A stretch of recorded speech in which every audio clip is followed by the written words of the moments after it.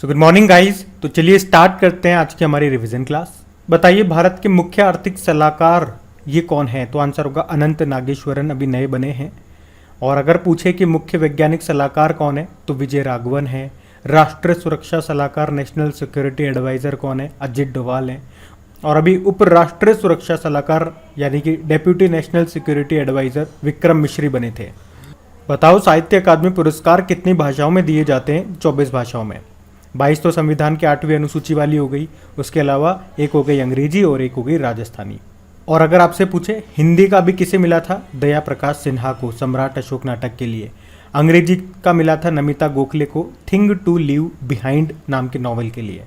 और अगर पूछे कि साहित्य का नोबेल पुरस्कार 2021 के लिए किसे मिला? अब्दुल रज्जाक गुरनाह को।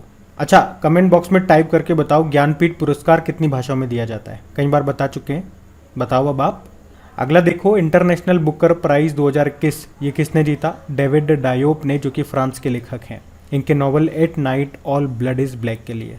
और बुकर पुरस्कार पूछते तो वो डेमन गलगुट ने जीता था, जो कि साउथ अफ्रीका के लेखक हैं, उनके नॉवल द प्रॉमिस के लिए। अगला बताओ, दुनिया का पहला आनुवांशिक रूप से संशोधित यानी कि जेनेटिकली मॉडिफाइड रबड़ का पौधा कहाँ पे लगाया गया? असम के गुवाहाटी में। और इसे कहाँ पे तैयार किया गया था? भारतीय रबड़ अनुसंधान संस्थान में। तो प्रश्न तो यहाँ से भी तैयार हो गया ना कि ये भारतीय रबड़ अनुसंधान संस्थान कहाँ पर है? केरल में। चलो आप तो ये बताओ, अभी किसे अंतरराष्ट्रीय रबड़ अध्ययन समूह का नया अध्यक्ष बनाया गया? तो आंसर हो जाएगा KN राघवन को। और ये अंतरराष्ट्रीय रबड़ अनुसंधान समूह का हेडक्वार्टर कहाँ पर है? मुख्यालय कहाँ पर है? सिंगापुर में। अच्छा, अभी ऑस्ट्रेलियन ओपन 2022 में मेन सिंगल का टाइटल किसने जीता? राफेल नडाल ने, जो कि स्पेन के टेनिस प्लेयर हैं। और वुमेन सिंगल टाइटल किसने जीता? ऑस्ट्रेलिया की एशले बार्टी ने। और अभी 25 साल की उम्र में इन्होंने रिटायरमेंट की घोषणा भी कर दी है, संन्यास ले लिया है। ये भी ध्यान रखना। कहाँ से हैं? ऑस्ट्रेलिया से हैं। अच्छा, नदियों में night navigation mobile application launch करने वाला देश का पहला राज्य कौन सा बना? तो आंसर होगा असम। मतलब ब्रह्मपुत्र नदी पर जल परिवहन को रात में भी बेहतर बनाने के उद्देश्य से इसने ये मोबाइल एप्लीकेशन लॉन्च किया। चलो बताओ, सार्वजनिक परिवहन के लिए रोपवे सेवा को शुरू करने वाला पहला भारतीय शहर कौन सा बना? इसका उत्तर दीजिए कमेंट बॉक्स में। अगला प्रश्न आपसे पूछेंगे कि जल जीवन मिशन के तहत 100वां हर घर जल वाला अभी जिला कौन सा बना? तो ये चंबा जिला बना है, हिमाचल प्रदेश का। और बीजिंग शीतकालीन ओलंपिक यानी कि बीजिंग विंटर ओलंपिक्स 2022 में कौन सा देश पदक तालिका में टॉप पे रहा था? नॉर्वे टॉप पे रहा था। 37 मेडल जीते हैं, जिसमें से 16 गोल्ड हैं। और आपको याद है, भारत की तरफ से एकमात्र खिलाड़ी थे जिन्होंने बीजिंग ओलंपिक में पार्टिसिपेट किया, उनका नाम है आरिफ खान। ये एक स्कीयर हैं और जम्मू कश्मीर से हैं ये। और बताओ, सरकार फसल बीमा पॉलिसियों को वितरित करने के लिए कौन सा अभियान चलाएगी? मेरी पॉलिसी मेरे हाथ। उद्देश्य क्या है? फसल बीमा योजना का लाभ किसानों को उनके घर पर उपलब्ध कराना इसका मुख्य उद्देश्य है। अब आपके मन में आएगा कि प्रधानमंत्री फसल बीमा योजना के बारे में बताइए। इसकी शुरुआत होती है 18 फरवरी 2016 को। कहाँ से? मध्य प्रदेश के सीहोर में प्रधानमंत्री नरेंद्र मोदी ने इसको शुरू किया था। ओमान सागर और फारस की खाड़ी को जोड़ने वाली जल संधि कौन सी है? हारमुज जल संधि। अच्छा, मुझे बताओ, लाल सागर और भूमध्य सागर को जोड़ने वाली नहर कौन सी है? स्वेज नहर है। और आपको जरूर याद होगा कि स्वेज नहर में एक जहाज अटक गया था काफ़ी समय तक। उस जहाज का नाम बताइए। और मैं आपको कई बार बीच में करंट अफेयर्स में बता भी चुका हूँ, अभी आप बताओ देखो। और जिब्राल्टर जल संधि ये किस किस को जोड़ती है? अटलांटिक महासागर को भूमध्य सागर से। और जिब्राल्टर जल संधि को याद रखना, भूमध्य सागर की कुंजी भी कहते हैं। तो बताओ, विश्व जनसंख्या दिवस कब मनाया जाता है? World population day. अभी हमने 11 जुलाई को मनाया था। इसकी थीम थी वर्ल्ड ऑफ 8 बिलियन। वैसे तो बहुत लंबी थीम है, लेकिन शुरुआत का इतना सा याद रख लो आप, वर्ल्ड ऑफ 8 बिलियन। विश्व मलाला दिवस 12 जुलाई को मनाया हमने। याद है ना आपको, 2014 में 17 साल की उम्र में नोबेल शांति पुरस्कार मिला था। और तब से अब तक सबसे कम उम्र की नोबेल शांति पुरस्कार प्राप्त करता यही है। इन्होंने एक बुक भी लिखी है, वी आर डिस्प्लेस्ड नाम से। और इनके ऊपर एक डॉक्यूमेंट्री भी बनी थी, ही नेम्ड मी मलाला नाम से, जिसे 2015 में ऑस्कर के लिए शॉर्टलिस्ट किया गया था। विश्व पेपर बैग दिवस 12 जुलाई को होता है। आप जानते हो, भारत में सिंगल यूज प्लास्टिक पे बैन लगा दिया गया 1 जुलाई 2022 से। और international plastic bag free day ये 3 जुलाई को मनाते हैं। हिमाचल प्रदेश सरकार ने single use plastic by back योजना शुरू की है। बताओ विश्व युवा कौशल दिवस कब मनाया जाता है? वर्ल्ड यूथ स्किल डे 15 जुलाई को। क्या थीम थी? Transforming youth skills for the future. और वर्ल्ड यूथ डे कब मनाते हैं? 12 अगस्त को। जबकि national youth day Swami ji के जन्मदिन को होता है, स्वामी विवेकानंद जी के 12 जनवरी को। अंतर्राष्ट्रीय न्याय दिवस अभी हमने 17 जुलाई को मनाया। क्या थीम थी? Achieving social justice through formal employment. लेकिन आपको याद होगा अभी इसी साल पहली बार हमने इंटरनेशनल डे ऑफ वुमेन जजेस के रूप में भी मनाया था। हिंदी में बोलोगे तो अंतर्राष्ट्रीय महिला न्यायाधीश दिवस। कब?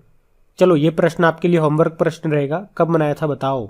अगला है पोर्ट्रेट्स ऑफ पावर। ये बुक को किसने लिखा? एन.के. सिंह ने। ये वही एन.के. सिंह है जो हमारे 15वें वित्त आयोग के अध्यक्ष है। Believe what life and cricket taught me, ये किसकी बायोग्राफी है? क्रिकेटर सुरेश रैना की है। माइंड मास्टर, ये किसकी बायोग्राफी है? विश्वनाथ आनंद की है। हमारे नंबर 1 चेस प्लेयर हैं ये पुरुषों में। और इन्हें याद होगा आपको पहला राजीव गांधी खेल रत्न पुरस्कार भी मिला था 91-92 में। रतन जी की बायोग्राफी आ गई भैया। Ratan and Tata the authorised biography किसने लिखा है? डॉक्टर थॉमस मैथ्यू ने। और तमिलनाडु के जो मुख्यमंत्री है ना M.के. स्टालिन, उनकी आत्मकथा का नाम क्या है? उंग लिल ओरुवन। तो ये भी ध्यान रखना, इंपॉर्टेंट है सारा। और अब पुराने महीने के करंट अफेयर्स का हम लोग रिवीजन करेंगे, तैयार हो जाओ। तो बताइए किसे विशेष बांग्ला अकादमी पुरस्कार से सम्मानित किया गया था? तो आंसर होगा वहां की मुख्यमंत्री ममता बनर्जी को।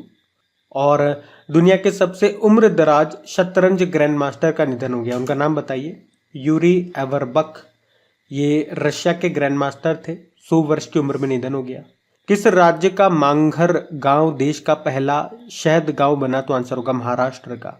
तो महाराष्ट्र के महाबलेश्वर में है ये मांगघर गांव, जो कि अभी देश का पहला शहद गांव बन गया। मिड डे मील के साथ सरकारी स्कूलों में नाश्ता देने वाला देश का पहला राज्य कौन सा बना? तो आंसर होगा तमिलनाडु। कक्षा 1 से लेके 5वीं तक के बच्चों को दिया जाएगा ये। और मैं आपको बता दूं, सरकार ने जो मिड डे मील योजना है उसका नाम बदल के क्या कर दिया? प्रधानमंत्री पोषण योजना। यहाँ पे पोषण का मतलब होता है प्रधानमंत्री पोषण शक्ति निर्माण। अब बताओ अंतर्राष्ट्रीय नर्स दिवस कब मनाया जाता है? 12 मई को। और इसकी थीम है nurses a voice to lead. जबकि नेशनल डॉक्टर डे होता है 1 जुलाई को।